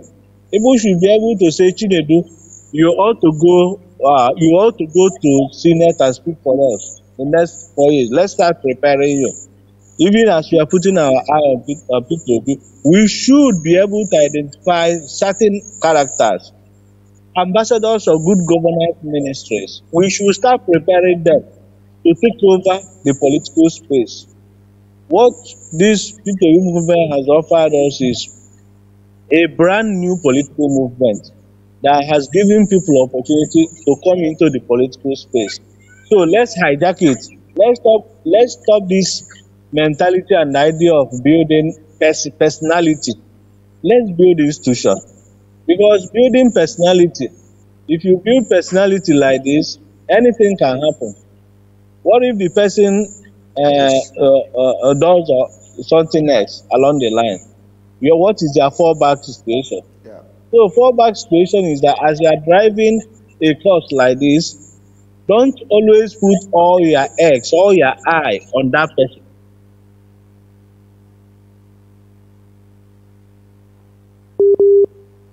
I think we've just lost into BC. Nigeria network has happened. Hello, NDBC, we have you back again. Hello? Yeah. Hello? Yeah, can you hear me? Yeah. Hello, are you there? Yes, we are. The world can hear you. Go ahead and summarize, because we are almost ending the program. So the important point I'm making is that we should see this as an opportunity to develop a system so that at the right time, that system will enter autopilot and start driving itself. One person cannot do it. Even if P2B goes in the government, he cannot do it alone. Time will come when we will start looking for people here and there. Then go, my brother in Canada has started marketing himself of what he's doing, how he has been assisting a Canadian system to develop, and how many Nigerians there are helping Canadian economy to develop. Without Nigerians being there, the economy of Canada will be in a mess. This is a way of marketing himself, and so many other people will come to this platform to market themselves. Or AIT or China cannot give him opportunity to sell himself that way. AIT cannot invite all these average Nigerians, but a media platform like YouTube we are using, BVI, can give you opportunity to speak, and millions of people all over the world will hear you out. So Chinedu, I want to conclude by saying that we must continue. There is no going back. This is what we have to do for our children, and this is historical. Thank you so much. Thank you very much. A quick reaction from Onyeka there before we just draw the curtain. Onyeka, you've heard what NBC have just said so far. Just a quick reaction, yes. Then we now wrap it up. Well, my own reaction is whatever he said, he has meant well, like he's saying about the DGM, kind of sensitize people before they join. Yeah. Because they should all read what P2B's handwriting is. P2B's handwriting is no tolerance for any evil thing. Anybody who has mind of stealing or taking any money or any narrative. Because I don't know, people in Nigeria, they don't know what P2B have done, right? This movement is telling people that he doesn't give money and he doesn't want people to corrupt to follow him. He has made, if Nigerians are 200 million and he's like, let's say 100 million is going to heaven, so P2B have made it to 180 something million going to heaven. That is for those who want to listen, who don't want to steal, who don't want to put their hand into anything. So I believe where he made those points is very, very, very vital. And I thank DGM for this, looking into this, because it's very, very vital. We cannot bring in people and at the end of the day, they want to mess up the whole system because of their own selfish interest. No, we don't want that.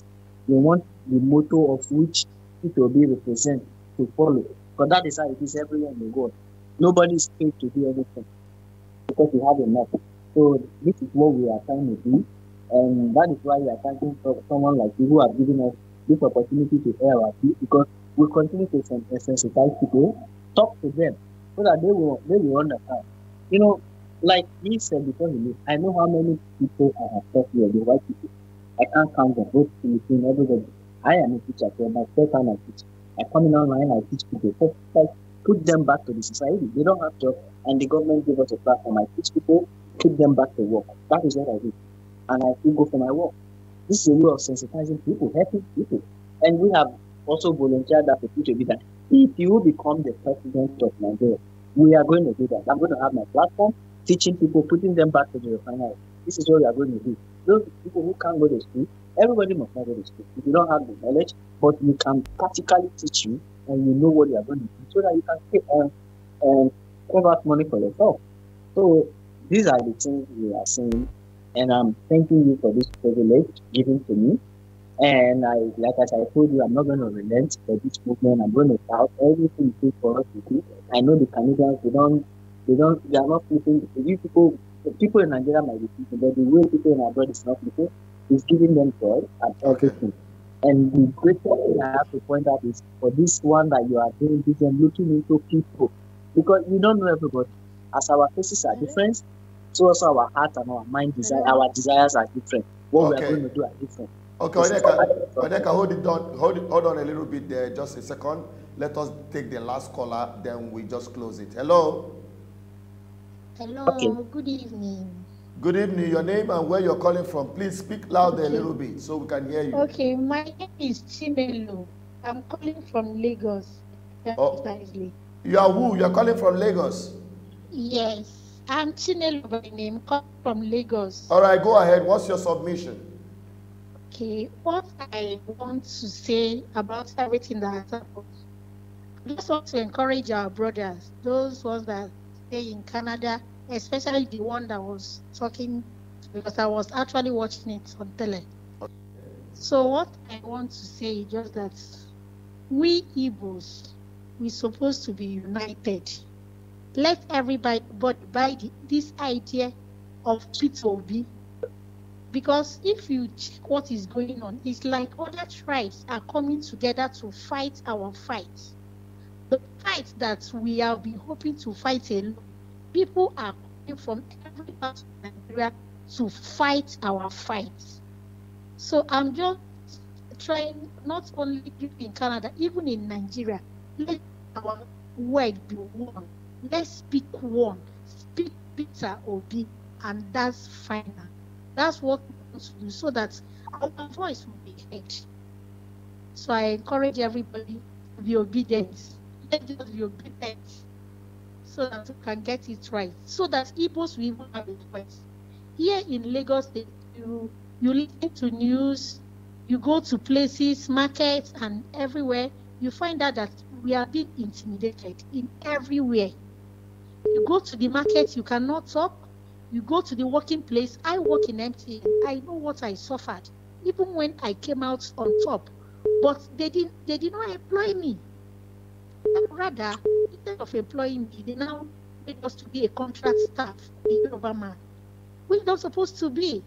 Even the people that they employed, they were still in school, and we were present. It's as in your own country, and they are now shortlisting you. Is out. So let's just fight this fight so that Igbos will have this voice. That's my own contribution. Thank you very much, my sister. Thank you so much. But you must understand that this is not a fight for Ndibo. This is a fight for all Nigerians, all indigenous people in Nigeria. It is not ethnicized in any way. Peter Obi is not representing Ndibo in this movement, in this revolution. Peter Obi is not representing the Yorubas. Peter Obi is not representing the Hausas.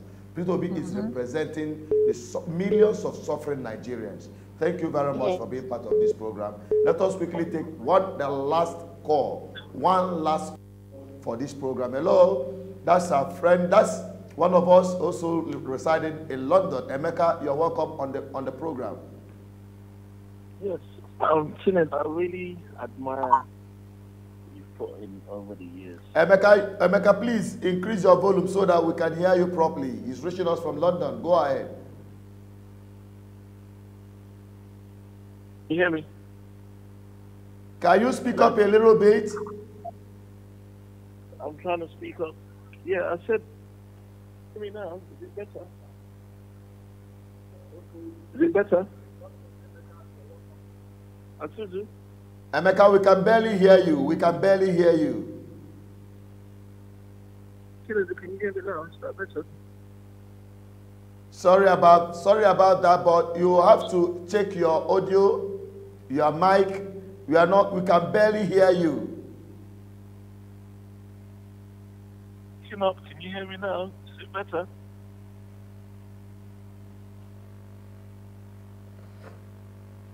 Hello? No. Sorry, I think we just have to let him go. He's trying to reach us, but his voice is very, very low. We can barely hear him. All right. On that, Onyeka, we've kept you.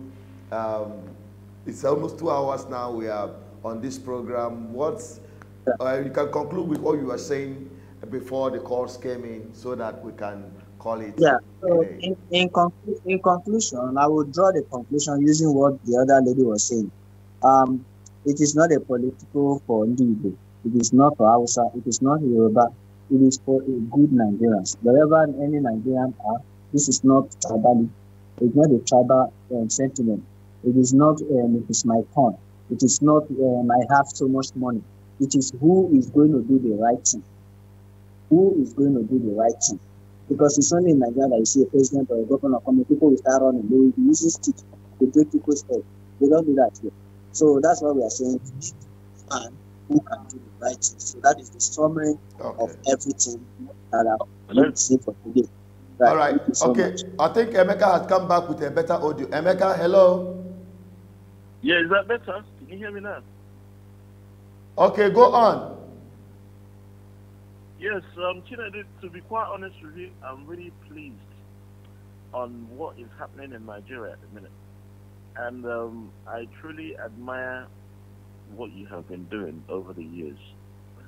And to be quite honest with you, Peter Obi is, I mean, the momentum is there. As I heard one of the speakers earlier, I think individual was talking about, you know, making sure that we have an institution rather than an individual. This is time we should start bringing out honorable Nigerians like yourself and many more who are honorable to join the bandwagon. Because as you said, there are so many other things to be done. There's a lot of wards to be set up. You know, local government areas, there's how many in Nigeria? There's quite a lot. So it needs real people who are not money-minded. Just come out voluntarily and just volunteer and do it. There's no, we're not giving shishi as the mantra goes. I think that is a very good mantra. No shishi. Let's see the real people who want to do the work now come out. Like yourself, you've been doing it for years. So I think it's quite, I think it's very good that this has come at this time. And I believe BVI Channel 1 over the years have given us news from the East. To me, I think I see you as the mouthpiece of the East. Nobody actually bothers with giving us information on what's going on in the eastern part of Nigeria, apart from yourself, your channel. So I really admire what you're doing, and we ought to encourage diasporans like the chap there from Canada. If we can have more diasporans and start lobbying for this diasporan vote, one of the new things that needs to happen.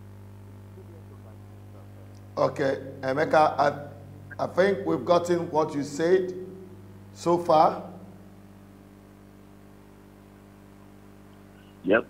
So quite a lot of Nigerians outside need to start being part of this search, this thing that's going on. So as I said, diaspora voting is something we need to look into. Because a lot of us outside want to see that place work. You know, who wants to be in another man's country all their life? Every one of us out here always thinks back home. You know, we want to see it work. Emeka, speak into your phone so that we can hear you. All right, I'm trying. Sorry, I think it's probably the mouthpiece I'm using. I mean, to be quite honest with you, a lot of diasporans are the people that change the country. Look at India; it's the diasporans that changed it. You know, people outside are the ones who come back and make a change. At the moment, Peter Obi has got that mantra going, and we need to build an institution, as the other chap said. You know, so what that means is it needs people from outside. You know, people from, you know, Canada, US, you know, UK, all around the world, wherever they're Nigerians. All these Nigerians run away because they want a better life. So why can't we see that better life continues in our own country? You know, I think we are getting to that point now where enough is enough, and people are standing up. As I said, there's a lot of work to be done. Okay. So it needs okay, Emeka, I think we have exhausted our time. It's already 2 hours in the program, almost. Please, thank you. Sorry about cutting you short in there because we just have to wrap it up. We have exhausted our time beyond our stress limit. Thank you. We hope to have you back again on this program. Thank you very much. And to Onyeka, Emeka, please, thank you very much for joining us. Thank you. We'll get back to you later. Thank you. Dan, Onyeka, all right, thank you so much. Onyeka, thank you so much. I want to sincerely appreciate you for joining us today. We hope to have you back again sometime again this week. Thank you so much. But I'm always available, and I'm there. Like I said, I will follow this movement to be getting into power. Because I know him, I've worked with him before, and yeah, so I must follow him. Okay, thank you so much. Thank you so much. God bless you. Bye. Bye-bye. Thank you for your work. All right, thank you too for giving us your time. All right, thanks. Okay, that is here we are drawing the curtain on today's political review. And it's quite a wonderful time we've spent with you all. those who have joined and those who have watched all this while. Don't forget to subscribe on our YouTube channel, BVI Channel 1, and also subscribe on our alternative channel, BVI Channel 1 Plus. All right? Don't forget, we'll be back again on Political Review and matters arising as we go on this week. So stay connected always, stay safe, and share our videos. Let the discussion continue as we continue to give the people a voice. May God bless you all as I'm signing out from this program tonight. Stay safe, my people, as we meet back again on Political Review.